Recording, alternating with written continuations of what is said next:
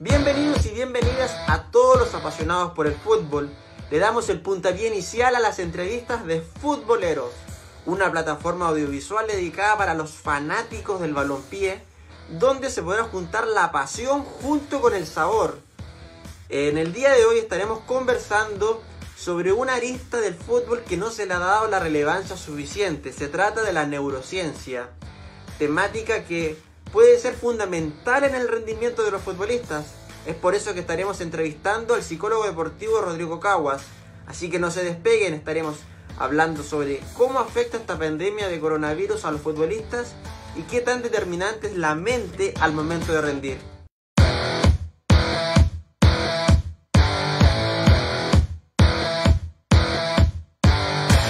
Hola Rodrigo, ¿cómo estás? ¿Cómo te encuentras? Hola, ¿cómo están? La verdad es que yo al menos hasta por ahora bien. Vamos a ver más adelante si seguimos bien también, pero bien, todo muy bien.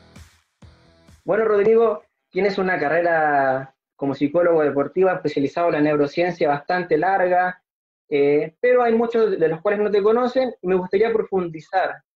Cuéntame cuál es la misión del psicólogo deportivo que si bien se ha trabajado desde hace mucho, recién se le está dando la importancia. Bueno, básicamente lo que hacemos nosotros los psicólogos deportivos es trabajar los procesos mentales de los deportistas, más allá de que ellos no, en general son un grupo de la población que no presenta tantas dificultades patológicas, es decir, y ahí nos diferenciamos nosotros de lo que son los psicólogos clínicos, propiamente tal. Nosotros lo que hacemos es tratar de ayudar al deportista a potenciar su rendimiento trabajando la parte mental. Por ejemplo, controlando la ansiedad, por ejemplo, manejando la frustración, generando más motivación, ayudándoles al cumplimiento de sus objetivos. En fin, todos esos temas son los que nosotros trabajamos y que en el fondo lo que intentamos hacer es que el deportista pueda desarrollarse mejor desde el punto de vista deportivo, integrando un poco el entrenamiento mental, que es lo que hacemos. Rodrigo, me gustaría saber por qué te especializaste en la neurociencia y con qué futbolista o equipos has logrado cosas considerables, porque averigüé por ahí y has trabajado, por ejemplo, en Cobresal Campeón, en el contexto del aluvión. Me gustaría saber un poco de ti, de cómo nació esto. Bueno, la verdad que yo siempre cuento que cuando yo comencé a estudiar psicología, en el fondo era para dedicarme a esto 100%. O sea, decir, yo empecé a estudiar psicología efectivamente para poder dedicarme al deporte. Por lo tanto, siempre mi autodeterminación, mi foco estuvo en el tema del deporte. Y ahí comencé yo haciendo prácticas profesionales en distintos equipos de fútbol. Y efectivamente, yo creo que la otra vez sacaba la cuenta y tengo ya haber trabajado por lo menos con 10 equipos de fútbol, más las selecciones femeninas con las cuales también estuve, y con un equipo de Paraguay donde también pude trabajar. Entonces, en el fondo, en estos equipos, uno va trabajando y en algunos casos, por ejemplo, se trabajaba más desde la psicología del deporte, en otros casos se trabajaba más desde el coaching, en otros casos se trabajaba un poquito más desde la perspectiva de la neurociencia, que yo diría que son los tres grandes ejes de trabajo para modificar y para trabajar los aspectos psicológicos. Psicología deportiva propiamente tal, la parte del coaching y la parte que hoy día integramos en los últimos años, que es fuertemente integrar la parte de la neurociencia. ¿Cuáles son los aspectos que tú consideras de cómo ha evolucionado la neurociencia? Claro, lo interesante un poco de la neurociencia es que ha salido de los laboratorios. Cuando comienza la neurociencia, que en el fondo básicamente es como el estudio de la biología del cerebro, lo que hace es salir un poquito de los laboratorios, ¿no es cierto? Donde se empiezan a medir, a observar el comportamiento de los cerebros, qué pasaba cuando se gestionaba algo, qué parte del cerebro se iluminaba, en fin, eran todos como los estudios que se hacían. Y luego eso sale de los laboratorios y sale a aplicarse. Y en esas aplicaciones donde nosotros recogemos mucha información que utilizamos a diario para poder trabajar con los jugadores. Hay dos formas de aplicar la neurociencia al fútbol específicamente. Hacer trabajos directamente en cancha, por ejemplo, para potenciar ciertos aspectos neurológicos del deportista, o bien aplicar conceptos de la neurociencia para poder posibilitar un mejor trabajo desde el punto de vista psicológico. Yo me he inclinado estos años por la segunda parte, no tanto de realizar trabajo en cancha, trabajos aplicados con la neurociencia, sino que de aplicar los conceptos en el trabajo que yo tengo con los deportistas. Entender, por ejemplo, que el cerebro, producto producto del objetivo que tiene, que es ayudarnos a sobrevivir, es un cerebro que en general para todos es muy negativo. Es el primer autoboicoteador del deportista. Entonces, trabajar con estos conceptos que ya sabemos desde la neurociencia es lo que nos permite poder desarrollar mucho mejor y enfocar de mejor manera el trabajo psicológico.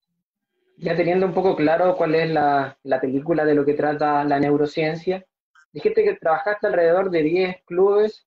Te vuelvo a hacer la pregunta, ¿cuál consideras tú que ha sido un trabajo a destacar? Bueno, evidentemente hay varios, yo digo que hay como varios hitos. Esto es como cuando uno sube el Everest, que uno va marcando ciertos hitos en distintos momentos de la expedición, ¿no? Evidentemente mi inicio en el Club Deportivo Palestino, yo me formé ahí prácticamente como psicólogo. Yo llegué a trabajar ahí, ellos me abren las puertas sin yo saber mucho, directamente aún estando estudiando en la universidad. Entonces, por lo tanto, tengo buenos recuerdos de un poco de todo eso. Creo que el trabajo en divisiones menores y posteriormente en el trabajo del plantel profesional junto con Ricardo Dabrowski me permitió a mí poder empaparme un poco de lo que posteriormente yo realicé. Y ahí tengo, bueno, dos experiencias ya importantes que tienen que ver un poco con lo que tú mencionabas recién. En el 2015 me toca poder estar un poco en la colaboración para que Cobresal obtuviera su único título en fútbol profesional. Luego de eso, inmediatamente terminado ese torneo, se me da la posibilidad de trabajar con el cuerpo técnico Miguel Ramírez en San Luis de Quillota, equipo que estuvo prácticamente de las 15 fechas, porque recordemos que en ese momento los torneos eran cortos, estuvo 13 o 12 fechas en zona de descenso, entonces fue un trabajo interesante el poder ayudar a que ese equipo pudiera mantenerse en el fútbol profesional, o en primera división más bien. Entonces siento que también hay una situación muy importante, además que ahí marca una forma de trabajar distinta. Ahí yo empiezo a trabajar psicología deportiva en la semana, coaching los fines de semana, integramos algunos temas de neurociencia también, entonces también marca una diferencia. Y me parece que finalmente el año 2018, cuando yo me reintegro a Cobresal y colaboro un poquito con el ascenso a la primera división, también fue otro hito importante por lo que significó el resultado, por lo que significa Cobresal finalmente para mí, que en el fondo yo he estado en dos momentos distintos y colaborándoles de lleno en dos situaciones muy, muy importantes en lo deportivo. Sin duda son situaciones de estrés, quizás para el éxito o para la frustración, pero son situaciones de estrés que viven los futbolistas. Y una situación que sí están viviendo el estrés ahora los futbolistas es bajo este contexto de la pandemia del coronavirus. Por eso te pregunto que actualmente los futbolistas están viviendo en esta situación de incertidumbre, a pesar de que ya hay una fecha estipulada de cuándo va a retornar el campeonato nacional, pero no se sabe nada porque todo puede cambiar. Te pregunto, ¿qué elementos podrían despertar en el futbolista de estrés o no sé, bajo esta situación de coronavirus?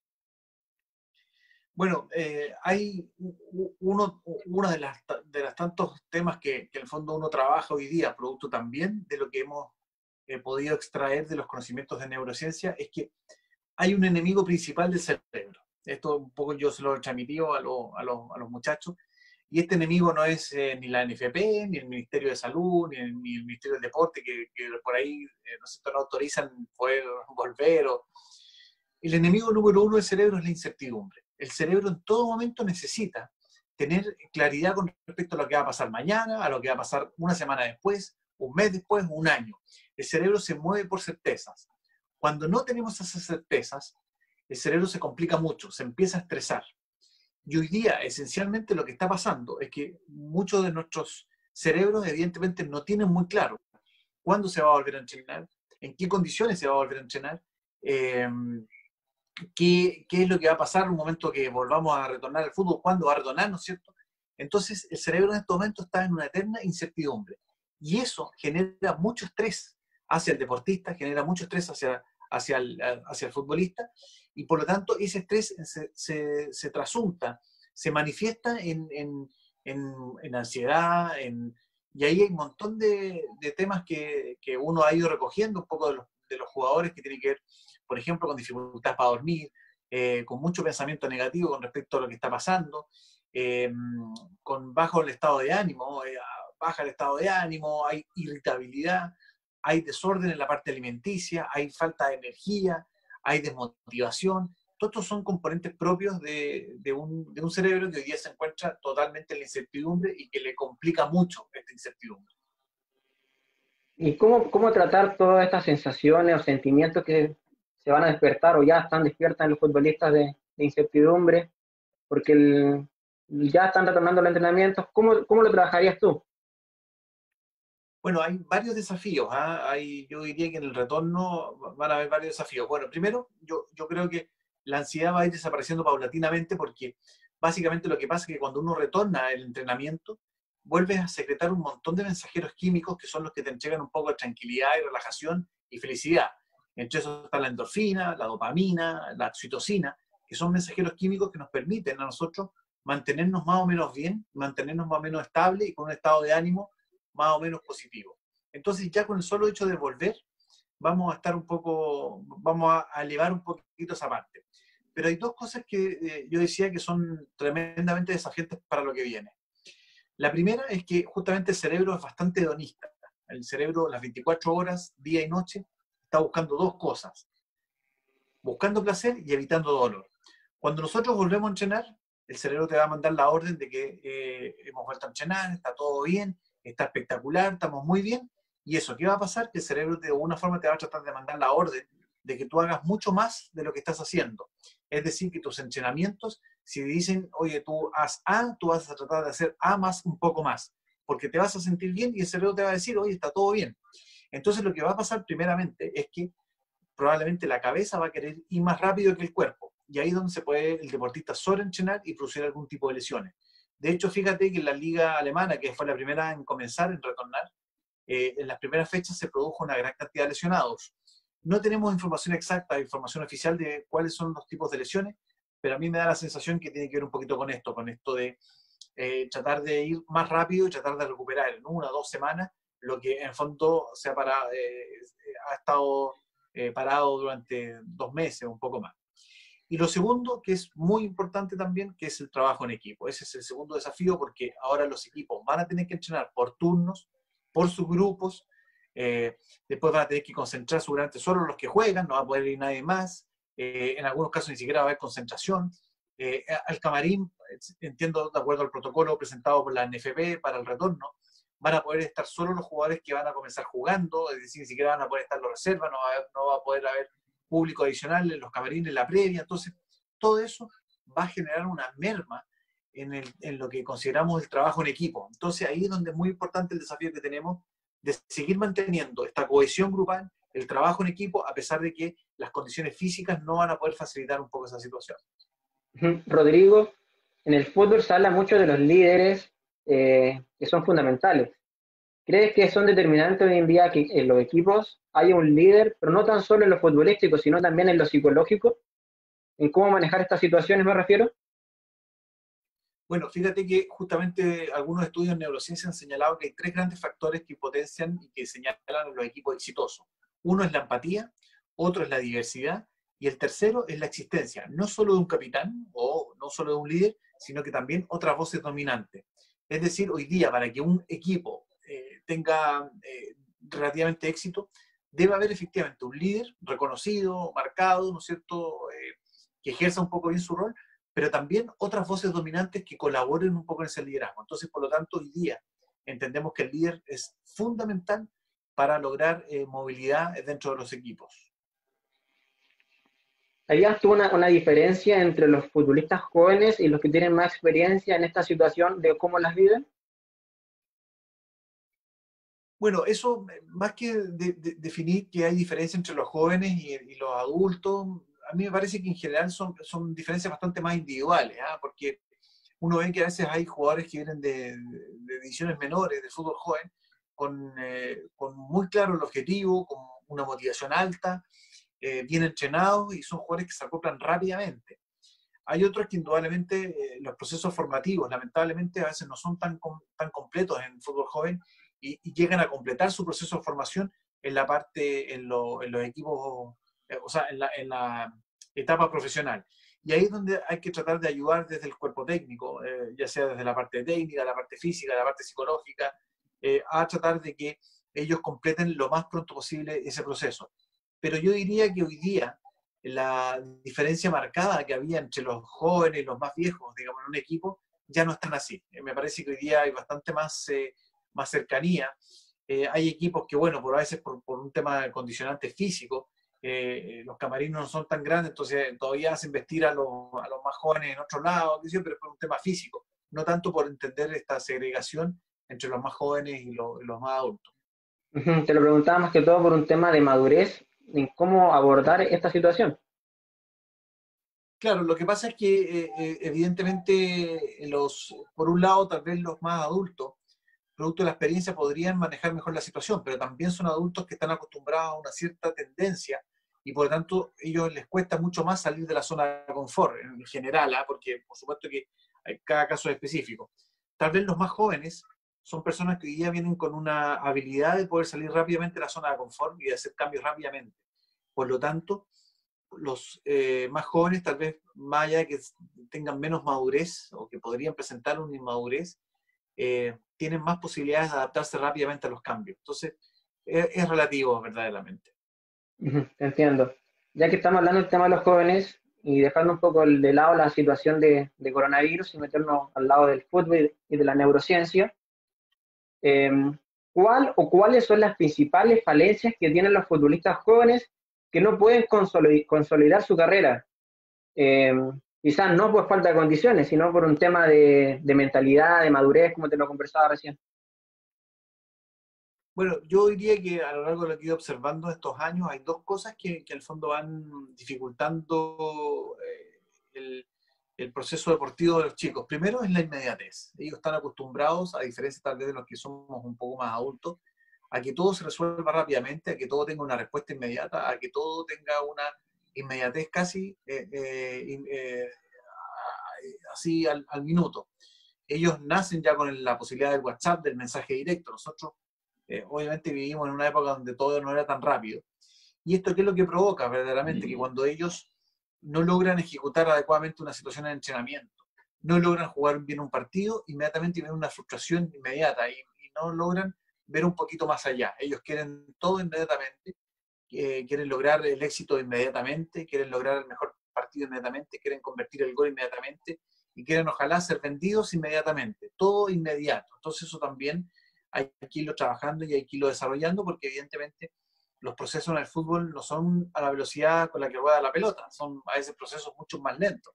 Entonces ellos tienen que comprender que muchas veces estos procesos no son tan inmediatos como otras áreas en la vida, ¿no?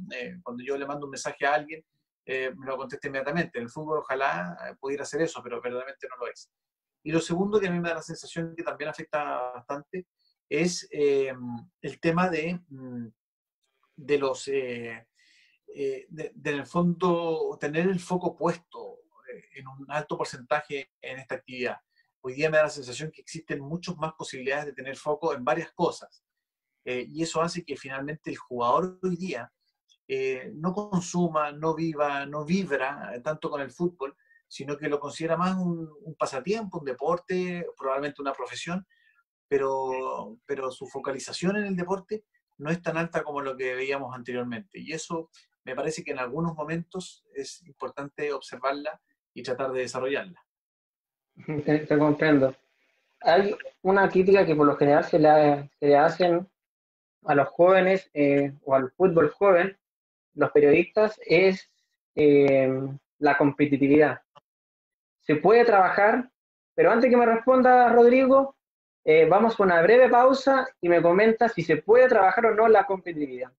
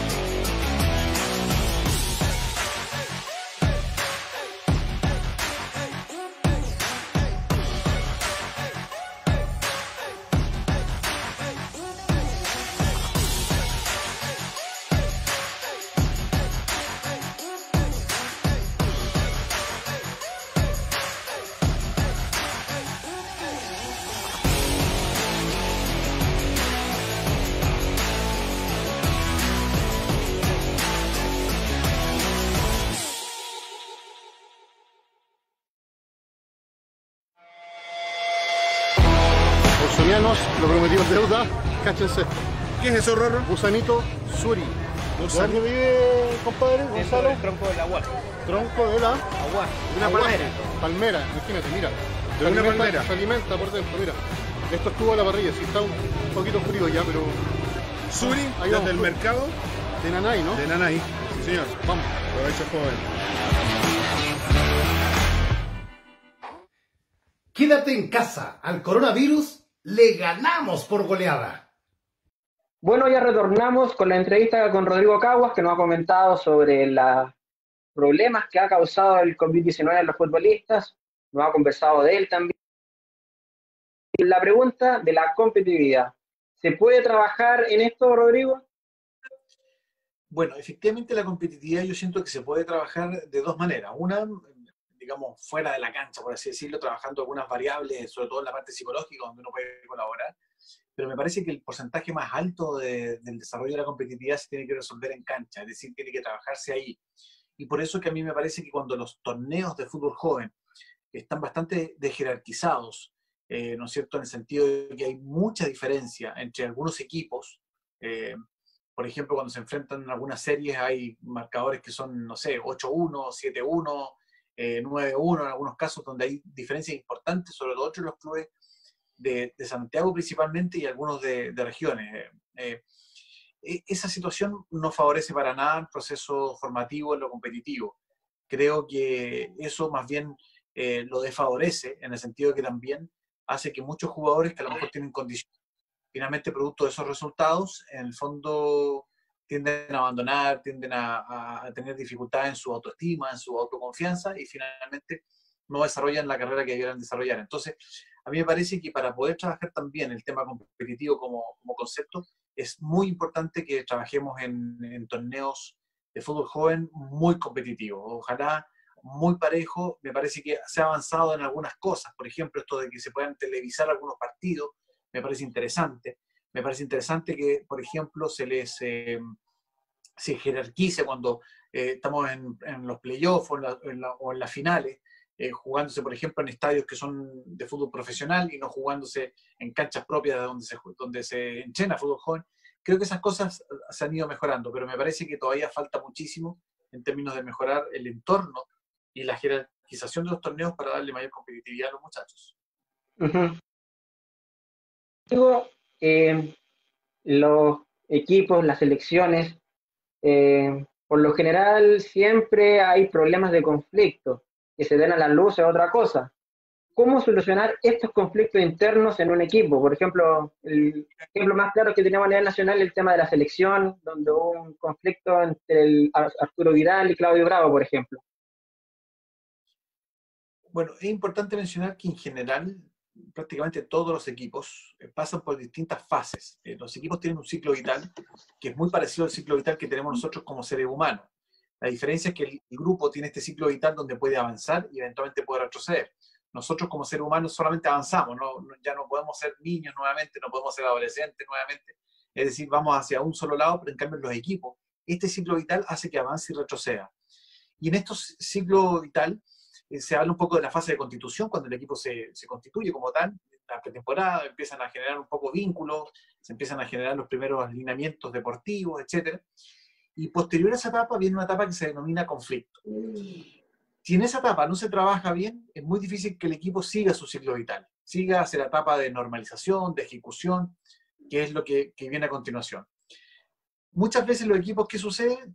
Tratan de tapar el conflicto, lo tapan un ratito, tratan de obviarlo y tratan de seguir de largo. Y claro, llegan de una manera más o menos ficticia hacia la siguiente etapa, que es la normalización, pero ahí, producto de que resultados no se dan o de otras circunstancias, se puede volver a potenciar nuevamente este conflicto que no fue trabajado. Entonces, la regla 1 para poder solucionar un conflicto es, primero, trabajarlo. Ocuparse más que preocuparse. Si está en conflicto, perfecto, tendríamos que juntarnos con los correspondientes, con todo el equipo, con los que están, y desarrollarlo. Y el encargado, esencialmente, de poder, al menos inicialmente, manifestar la intención de resolver ese conflicto siempre es el líder, es decir, en este caso, el entrenador. Si el entrenador es el primero no viera este problema, evidentemente eso va a rebotarle en algún momento. Entonces, siempre es el entrenador el que tiene que o él, o delegar un poco, pero en el fondo siempre tiene que mostrar directrices para intentar resolver el conflicto. Y ahí, obviamente, la fórmula para resolverlo ya más directamente tiene que ver con el tipo de conflicto. Evidentemente hay conflictos que a veces tienen que ver con egos, a veces tienen que ver con luchas funcionales, ¿no es cierto? Que alguien que pensaba que iba a jugar no está jugando y eso genera un conflicto. Puede haber también conflictos de temas externos que rebotan en el equipo. En fin, dependiendo del origen de ese conflicto, es cómo vamos abordando y trabajando de mejor manera.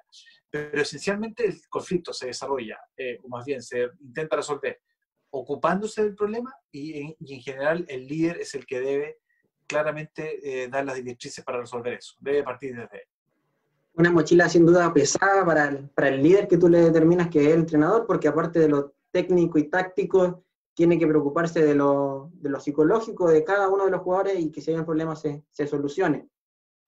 Bueno, por eso es que hoy día los cuerpos técnicos, sobre todo el entrenador, tiene que ser un entrenador, un director técnico mucho más completo de lo que era antes. Ya no basta solo con saber de fútbol, sino que también tiene que manejar otras áreas y eventualmente integrar profesionales que lo puedan ayudar en eso.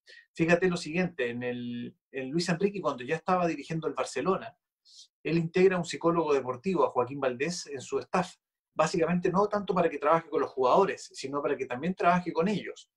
Y posteriormente, cuando él asume la selección española, lo vuelve a integrar. O sea, él tiene muy claro que la incorporación de profesionales en la búsqueda y en la ayuda de una mejor versión como entrenador es fundamental. Uh-huh. Incluso series menores acá en el país creo que ya están trabajando con psicólogos deportivos. Bueno, hay una norma FIFA que rige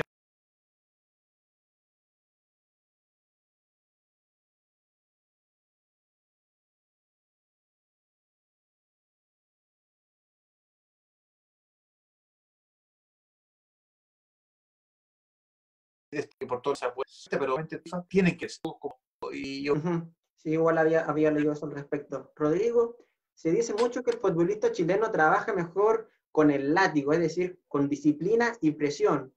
Por ejemplo, el caso más cercano, Marcelo Bielsa, por darte un ejemplo, 100% orientado a la tarea. ¿Concuerdas con eso que el deportista o el futbolista chileno trabaja mejor así? Lo que concuerdo es que efectivamente es lo que tú señalas, la última parte. Es que me da la sensación que al menos este proceso de selección, porque no podemos hablar un poco hacia atrás ni tampoco hablar de los próximos procesos. Este proceso, estos jugadores que hoy día actualmente están en la selección, han demostrado que funcionan mucho mejor con un liderazgo orientado hacia la tarea. Eso es efectivo. Pero liderazgo orientado a la tarea no es lo mismo que el látigo. Esto tiene que ver con entrenadores que son súper empoderadores en la función, son entrenadores que te entregan mucha información técnica, mucha información deportiva, tienen menor relación contigo en la parte más social, pero son entrenadores que te enfocan y te dan muchas herramientas para que tú te desempeñes bien dentro de la cancha, instruyendo cómo tienes que hacerlo, de qué manera, te muestran videos, te lo repiten 10.000 veces en la cancha o en los entrenamientos. Entonces, esa es la forma que da la sensación que este grupo ha sacado la mejor versión como equipo y como personas. Pero eso no implica que es con el látigo. A mí me parece que Marcelo Bielsa, ni Jorge Sampaoli, que también es otro entrenador que en el fondo estuvo fuertemente orientado hacia la tarea, sean entrenadores que estén castigando necesariamente. A mí me parece que hay otros entrenadores que a lo mejor funcionaron más así, pero ellos me parece que tenían una orientación fuertemente hacia la tarea y fijémonos que cuando la selección tuvo tal vez un líder o un entrenador que no se orientó tanto hacia la tarea, sino que también compartió un poco con la orientación hacia la relación, el grupo lo resintió y por ahí bajó el rendimiento. Uh-huh. Me imagino que ningún exceso es bueno. La idea es tener un equilibrio entre el trabajo y un poco también el relacionarse con los jugadores. Por eso te pregunto, ¿qué tan importantes son los espacios para compartir en un plantel? Como futboleros nos encanta la buena mesa, por eso se llama futbolero, poder compartir un rico asado, disfrutar con el fútbol, y me imagino que para los futbolistas también es importante compartir para que haya conexión. Pero ¿cómo hacer para que no llegue a la vereda de la indisciplina? Lo que sucede es que aquí no es que los extremos no sean buenos y que hay que buscar un equilibrio. probablemente Marcelo Bielsa, probablemente Jorge Sampaoli fueron líderes que en su mayoría del tiempo con esta selección tuvieron orientados hacia la tarea y tuvieron éxito. No tiene que ver con los excesos, no tiene que ver con los equilibrios, sino que tiene que ver con lo que el grupo necesita. Si el grupo necesita permanentemente un liderazgo orientado a la tarea, hay que ejercer un liderazgo orientado hacia la tarea, sea 1 año, 2 años, 3 años, 4 años, lo que sea el proceso. En algún momento ese proceso, en algún momento ese equipo va a necesitar a lo mejor orientarse hacia la tarea, perdón, hacia la relación, y ahí habrá que orientarse hacia la relación. Pero no es que se va a mantener el equilibrio. El equilibrio en este caso no es recomendable. Lo recomendable es leer lo que el grupo necesita y orientarse en ese momento, de acuerdo a los objetivos. Por lo tanto, cuando tú me preguntas, sí, en el caso del fútbol, ¿no es cierto?, es bueno que realmente compartan, sí, pero hay que tener claro que los equipos de fútbol profesional se constituyen pensando en el éxito deportivo. Por lo tanto, la cohesión hacia la tarea es mucho más importante que la cohesión social. No son equipos que se arman para jugar en una liga de amigos. No es una liga amateur, ¿no es cierto?, donde yo me reúno a mis amigos, armamos un equipo y vamos a jugar. Ahí probablemente sí es mucho más necesario la cohesión social. Pero en los equipos profesionales, cuando por ejemplo, ¿no es cierto?, Manuel Pellegrini toma un equipo, él cuando tiene que decidir qué jugadores va a tener en ese equipo, no está pensando en traer a los mejores, o sea, a los más amigos, perdón, a los que tiene buena relación. Piensa en traer a los mejores que tiene en su puesto para poder rendir. Entonces, la cohesión de tarea es fundamental, mucho más que la cohesión social en los equipos de alto rendimiento. Esto no implica que estemos diciendo que no importa cómo se lleven fuera de la cancha. Por supuesto que también en eso tenemos que trabajar para que al menos no exista una cohesión social negativa, digamos. Te comprendo, lo primero el trabajo, porque es un equipo, es un trabajo, sin duda. Entendemos que es un deporte, que incluso es un juego, que se disfruta el fútbol, pero es un trabajo que lo primero es las tareas y después la relación. Rodrigo, te agradezco por tu tiempo, por conversar con nosotros como futboleros, ser el pionero en esta entrevista. Muchas gracias, de verdad. Espero que la gente haya aprendido un montón contigo. Era un entrevistado donde podemos hablar de distintas aristas, así que de verdad muchas gracias y un abrazo de gol a la distancia, adecuándonos al contexto. Por supuesto que sí. Muchas gracias a ustedes por la invitación. Contento de participar en este nuevo emprendimiento de futboleros y quedo a disposición siempre para ustedes. Muchas gracias, Rodrigo. Éxito en todo y a cuidarse. Muchas gracias. Igualmente para ustedes. Chao. Chao.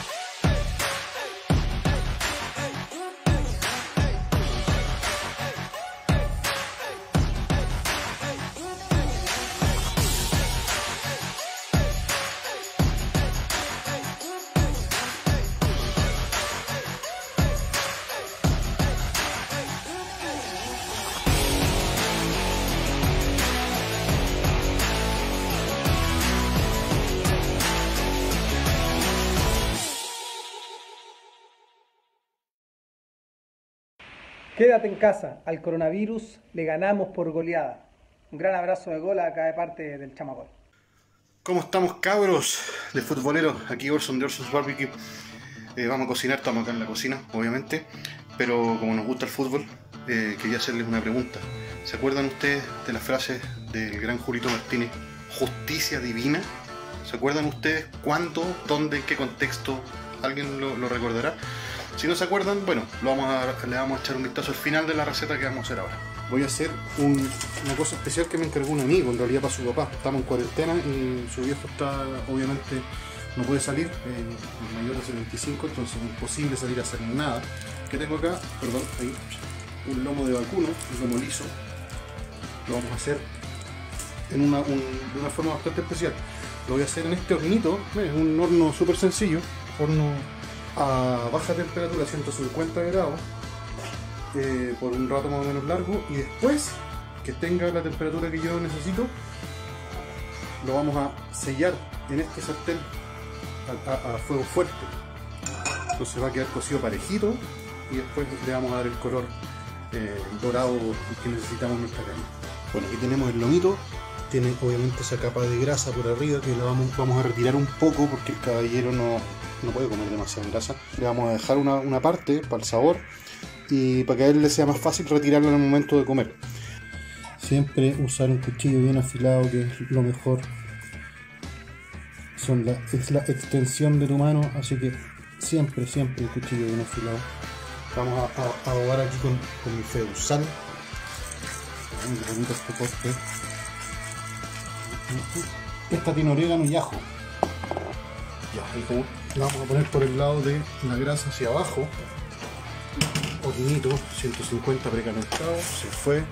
Y aquí vamos a ir monitoreando. Ya, la carne está en el horno. Vamos a cocinarla ahora, dejarla ahí una hora por lo menos. No tengo como medir temperatura interna porque se me echó a perder el termómetro, pero hay una forma de saberla tocando la carne. No sé si saben este truquito con la mano. Cuando ustedes apretan, este músculo de acá se tensa. Entonces ahí se supone que esa combinación, la carne está roja, no está a punto, digamos. Ahí está término medio, cocida y muy cocida. ¿Sí? Se va poniendo cada vez más tenso esto. Entonces vamos a tocar la carne un rato más y debiera estar así.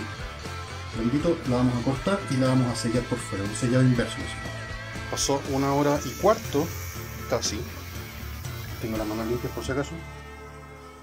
Está con esa textura que les dije. Está blanda aún. Así que vamos a sacarla ahí y la vamos a hacer bifes. Unos 200 o 150 gramos. A ver, miren. ¿Ven? Parejito, jugoso. Otro.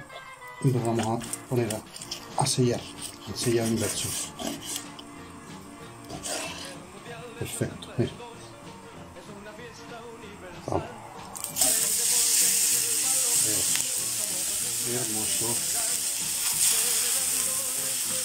Fuego muy fuerte hasta el gasto humo, así que vamos a prender la campana. Y esto es lo que buscamos. La reacción de Maillard, que se caramelizan los azúcares que tiene la carne, que también tiene azúcar, y aunque ustedes no lo crean. Sé que se escucha como el forro por el ¿cómo se llama? Por la campana de cocina, pero no hay otra. Hay que hacerla así nomás. Esto sin aceite, ojo, no tiene aceite, solamente la temperatura del sartén, fuego fuerte, muy fuerte.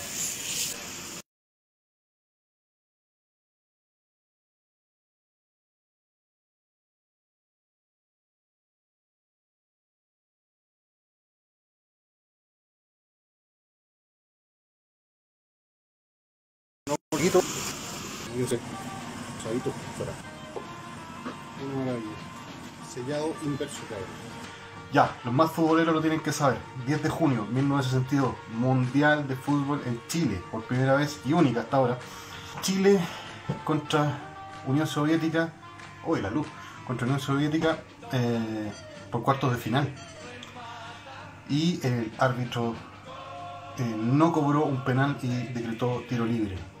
Y el gran, tremendo, enorme Leonel Sánchez se manda este tiro libre. Bueno, y ahí está el relato del gran Julito Martínez. Saludos, futbolero. Una falta muchísimo mayor que la que se cobró a favor de Alemania el otro día. El juez la da fuera del área de castigo. Bien, la falta fue 1 metro adentro.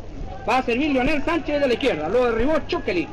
El propio Leonel va a servir la falta. Suena el silbato, viene el disparo violentamente. ¡Gol! ¡Gol chileno! ¡Gol chileno! Un tiro libre impresionante de Leonel Sánchez y la pelota en la red. Justicia divina, amables oyentes. Era penal esa falta fue 1 metro adentro del área. Era penal, sirvió Leonel Sánchez el tiro libre y clavó la pelota en la red. Un gol impresionante. Chile 1, Unión Soviética 0.